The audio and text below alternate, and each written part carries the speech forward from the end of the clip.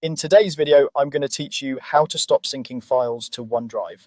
If you've noticed your desktop or documents constantly uploading to the cloud and you'd rather keep those files local, this walkthrough will help you turn that off cleanly. Start by going to the bottom right corner of your screen in the taskbar area where the small icons live.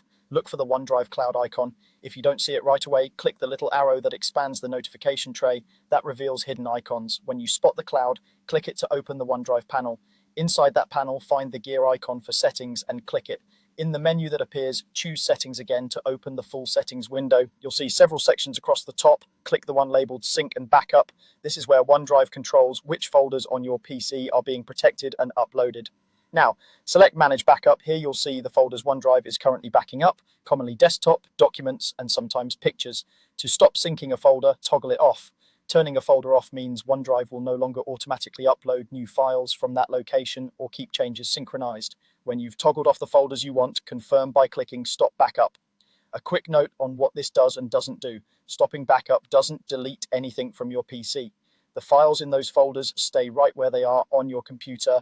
It also doesn't immediately erase what's already in the cloud. The copies that were previously uploaded to OneDrive remain available online, but new changes from your PC won't be sent there anymore. If you need those cloud copies locally, you can download them later from the OneDrive website or move files using File Explorer. You can also re-enable backup at any time by returning to the same Manage Backup screen and toggling a folder back on. After you click Stop Backup, give it a moment. OneDrive may display a brief confirmation and adjust your sync status. If you rely on certain files across multiple devices, double check that anything important is stored where you expect it to be before you turn off a folder.